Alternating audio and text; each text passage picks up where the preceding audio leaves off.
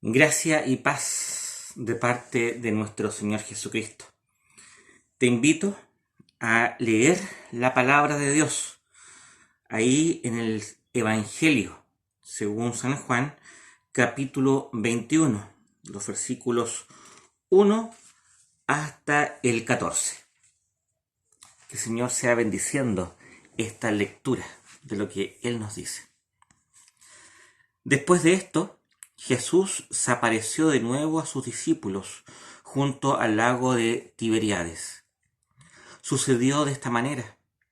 Estaban juntos Simón Pedro, Tomás, al que apodaban el Gemelo, Natanael, el de Caná de Galilea, los hijos de Zebedeo y otros 2 discípulos.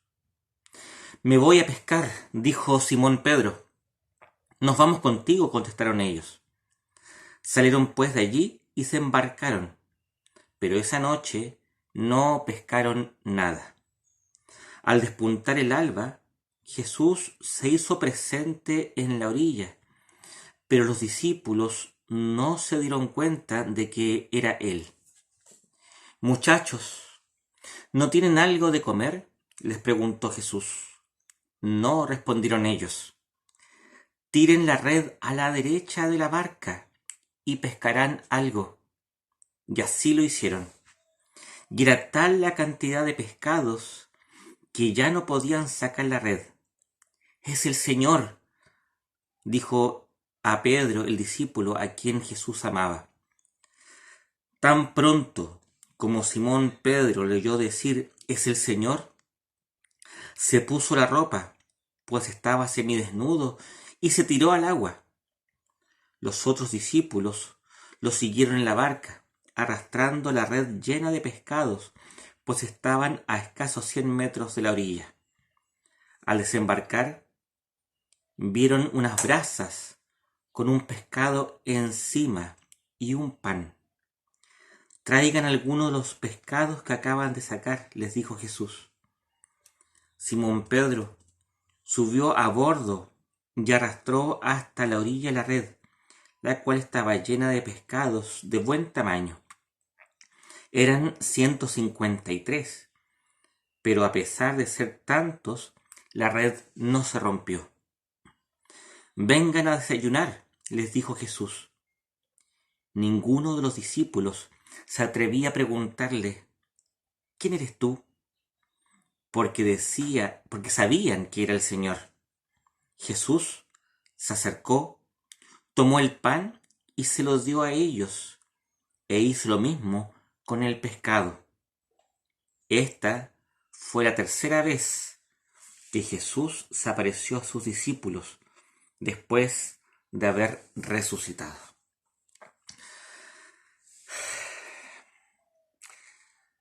No sé si le pasa a ustedes, pero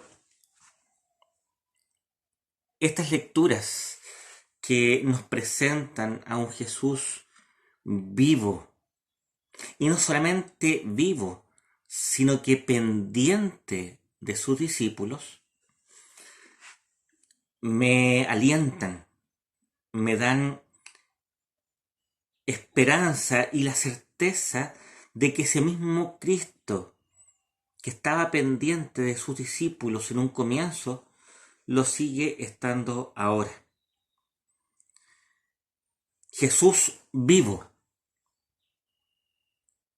Lo hemos dicho tantas veces ya. Este Jesús vencedor de la muerte, del pecado y del demonio, se manifiesta una vez más a este grupo de amigos suyos. Ya se ha aparecido a ellos en el contexto del desconcierto, en esta suma de testimonios inconexos que apuntaban a que Jesús había resucitado. Ya se apareció a Tomás, quien no da cabida a la creencia porque él no ha visto al Señor. Ya el Señor le ha abierto su costado y le ha mostrado, y ya pues, mete tu mano aquí y cree. Ya ha hecho el Señor esta como especie de apología de la fe, diciendo que son más bienaventurados aquellos que creyeron sin ver, como si estuviese hablando de nosotros. Y hoy día, Él se vuelve a aparecer y de alguna forma como que se repite la tónica de estos encuentros. ¿A qué me refiero? Primero era el desconcierto. Esto iba para allá y algo pasó, que fue la muerte del maestro, que hizo que todo esto se descalabrara. Y en medio de ese desconcierto, en medio de ese fracaso, en medio de esa duda colectiva, ¡pum!, aparece Cristo.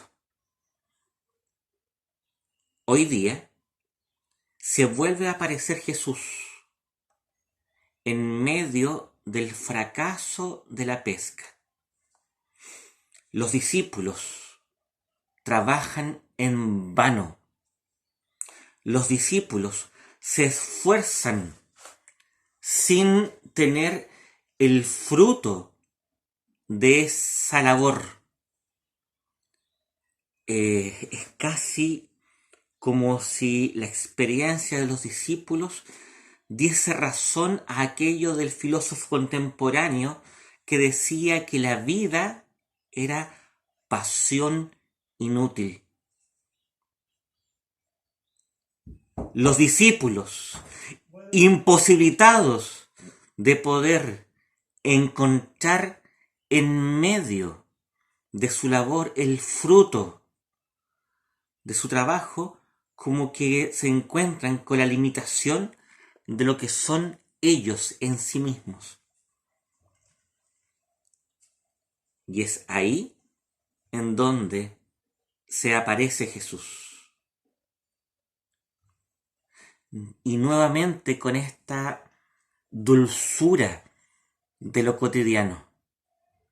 Nuevamente desde ahí, desde donde pareciera que no pasa nada, Dios manifiesta su presencia.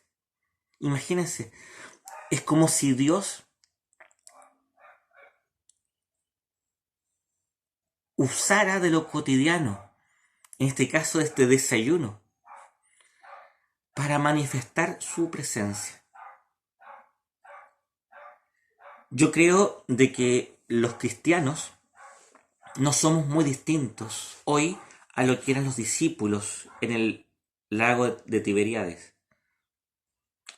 ¿Por qué digo eso?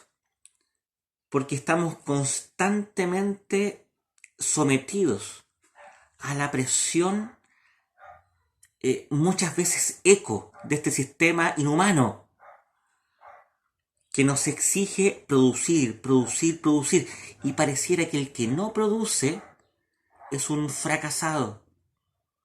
Entonces, ¿quiénes caben dentro de ese fracaso? Los enfermos, los ancianos, los impedidos, los menos capacitados, los sin educación, o aquellas personas que están pasando por una situación de desmedro de sus capacidades o su ánimo o de las circunstancias. Y muchas veces, quizás hoy día mismo la iglesia está siendo quizás empujada a este desnudamiento de esa forma de producción que es absolutamente anticristiana e inhumana. La persona no vale por lo que tiene o por lo que produce, sino que por lo que es. ¿Y qué es? Alguien que ha sido amado por Dios. Entonces muchas veces nosotros dentro de ese sistema nos sentimos frustrados porque nos esforzamos, ponemos el acento en nuestras propias capacidades, en nuestra inteligencia, en nuestro ingenio, en nuestro deseo de prosperar, de hacer cosas, etc. Y muchas veces, me atrevería a decir que la mayoría, los resultados no son acordes a los esfuerzos.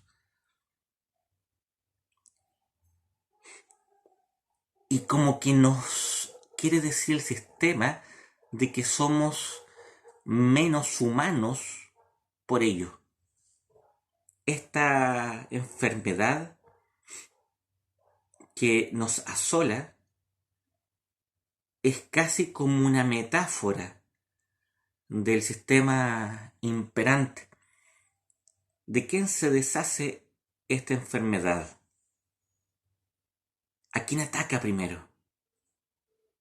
A aquellos que pareciera que están sumidos en un fracaso, que ya no sirven a la máquina. Entonces esta palabra que nos revela a Cristo hoy día es muy contingente, porque de alguna forma manifiesta de que toda la raza humana se encuentra en la condición de impotencia, en donde no hay exitosos, no existe el hombre que sea capaz de un auténtico éxito y que Dios salve a la iglesia de ese sentimiento de querer ese éxito. La iglesia debe remar en contracorriente y ser capaz de leer la radicalidad del mensaje de Jesús. Fíjese, los discípulos, hombres experimentados en la labor de la pesca. Simón Pedro, un hombre que se había forjado en medio de las barcas y las redes, no logra el éxito en medio de esta empresa. Nada, no habían podido pescar nada, nada. Dígame, ¿qué puede ser más fracaso para un pescador que eso? El fracaso del pescador se define en la no pesca. Y eso fue lo que experimentaron estos pescadores. Jesús se les aparece. Y desde la orilla, no desde el medio del lago, sino que desde la orilla le dice, oiga, ¿hay algo que me puedan servir? Nada, no tenemos nada. Echen la red. Y en su palabra echaron la red, le hicieron caso. Y por su palabra ellos obtienen el fruto, no por su esfuerzo en el que bregaron toda la noche, sino que en la voluntad, en el deseo, en la misericordia de Dios, en la gracia.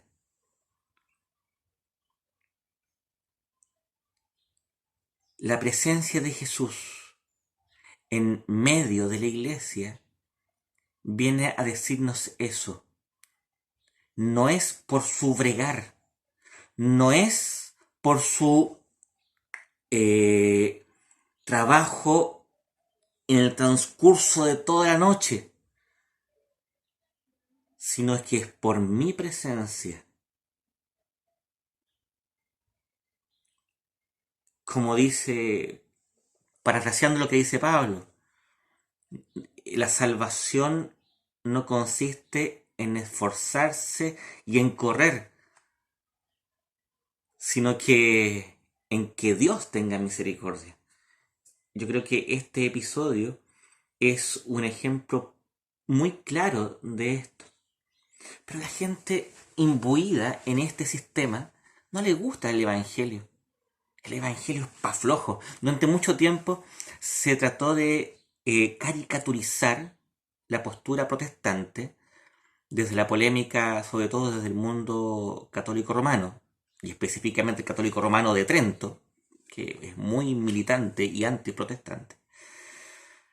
Se trató de decir de que la fe evangélica iba a producir gente floja, gente que no iba a esforzarse, Y es exactamente lo contrario. Porque el mundo protestante, a la luz de la gracia que se puede ver claramente acá, ha producido mayor diligencia en el trabajo, en cuanto que el fruto de ese trabajo no es para la gloria de uno, sino que para la gloria de Dios.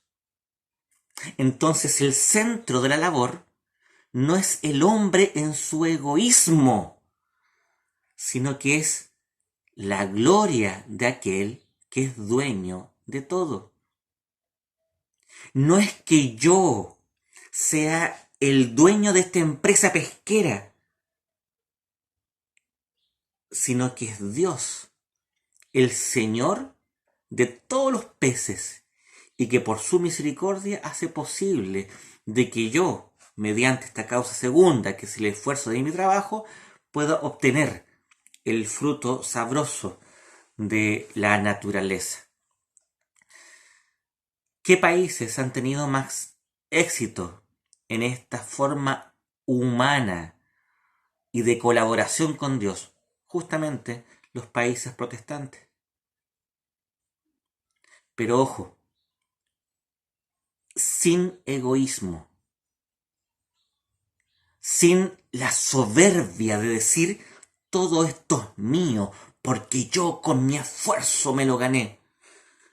De esta producción, digamos, de esta gran cantidad de peces, de estos 153 peces que salieron en la red, ¿ustedes creen que estos pescadores dijeron, estos peces son nuestros, fruto de nuestro sudor? No, porque ellos sabían que eran fruto de la gracia del Señor. Por eso el Evangelio no es para los ganadores, no es para los winners, no es para los self-made men, no es para los hombres que se hacen a sí mismos, sino que el Evangelio es para los pecadores que se saben incompetentes, impotentes, incapaces, y que reciben de la misericordia de Dios la gracia salvadora y la gracia abundante para una vida buena y solidaria. ¿Se da cuenta? ¿Y qué hace Cristo? Sirve. Y les tenía preparado de antes un pescadito en las brasas con una tortillita de rescoldo. Y comparte con ellos. ¿Qué habrán conversado? No sabemos. Lo más probable, y eso es lo más lindo de esto, lo más probable es que no haya sido ninguna cuestión estrambótica de misterio y toda esa tontera. No, nada de eso. Sino que la realidad cotidiana. Hoy que estaba rico el pescado. Hoy qué bueno te quedó la tortilla de rescoldo. Desde la maravilla de este Dios encarnado, que no es un filósofo, sino que es el Dios de lo ordinario. Este Dios que no deja de ser nazareno. Ese es el milagro más grande.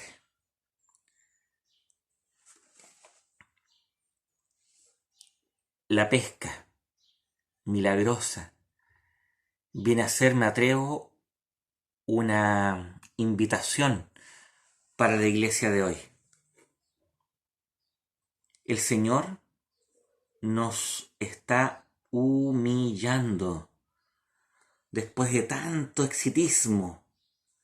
Dios está desnudando a su novia, la iglesia, de todos los harapos exitistas con la que ella se vistió en el transcurso de estos 2000 años. Todas estas pilchas con que ella trató de trasvestirse y dejar de ser lo que ella tenía que ser. Esta iglesia que se fue con uno y con otro, y que logró de esta prostitución las vestimentas de lujo que de alguna forma la hicieron olvidar el de dónde venía. Dios nos está salvando de la seguridad que nosotros mismos habíamos obtenido de la adoración a Mamón. Hoy día estamos al 3 y al 4, estamos al límite. ¿Y eso qué ha hecho? De que nos humillemos, de que doblemos la rodilla y que nos sepamos, no en nuestras manos, sino que en las manos de Dios. Por eso yo glorifico a Dios, que ha permitido todo esto en todos sus detalles, especialmente con la iglesia me refiero, porque ha permitido de que nosotros levantemos los ojos al cielo y nos abandonemos a aquel que es el único que puede sostener la iglesia. Yo te quiero animar a que tú hagas lo mismo, que en medio de la precariedad no pongas tu mirada en ti mismo, en ti misma, sino que la pongas en las manos de Dios. Fíjate, a propósito de que estamos recién pasando el tiempo de pasión, ¿cuál es la diferencia entre Pedro, el traidor, y Judas, el ladrón y traicionero? ¿Cuál es la diferencia? En que Pedro, después de su pecado, vuelve a colocar sus ojos en Jesús, llorando amargamente. ¿Se acuerdan del episodio? Después que escuchó cantar 3 veces el gallo, salió de ahí y lloró amargamente. Qué glorioso don el del arrepentimiento, con profunda amargura. Ese arrepentimiento que te confronta con tu pecado de traición y te hace volver desde las rodillas a este Dios que te salva misericordiosamente. Qué distinto a ese Simón Pedro, a ese Judas, que egoísta en su propio proyecto, tratando de salvarse a sí mismo, no solo roba, sino que traiciona y que termina matándose, porque en su naturaleza el único Dios que tenía era él mismo. Y ante ese Dios impotente, él termina claudicando de toda esperanza y se suicida. La iglesia está llamada a ser como Simón Pedro, el mismo que hoy día se lanza de los primeros para ir al encuentro de este Dios resucitado que le da el éxito a su empresa de esta barca que es la iglesia. ¿Te das cuenta? Dios está desnudando a la iglesia para que la iglesia sea lo que nunca debió dejar de ser, la novia del Nazareno. Ya sabes, en medio del fracaso, ¿quién se aparece? Jesús, pronunciando su palabra y dándote a ti, Él como un servidor tuyo. Mira qué hermoso. Lo necesario para vivir, celebrar y reencontrarte con los otros. Te invito a que podamos orar a este Dios tan misericordioso que hace su obra, esta obra, con su iglesia. Bendito Dios, queremos darte las gracias porque tú eres sabio en todos tus caminos. Te agradecemos, Señor, por la obra que tú estás haciendo en la iglesia, por cómo tú estás trabajando en nuestras comunidades. Gracias, Padre, te damos por estos tiempos difíciles que nos obligan a levantar nuestra mirada hacia ti para pedir de ti misericordia. Gracias, Señor, porque sabemos que en ti estamos seguros de que la barca no zozobrará y que la pesca será abundante en la medida de tu abundancia. Gracias, Padre. Bendito seas por siempre, ahora y por todos los siglos. Gracias, Señor. Ven, Jesús. Ven y come con nosotros. Llena nuestra vida ordinaria con tu presencia. Amén. Que Dios te bendiga.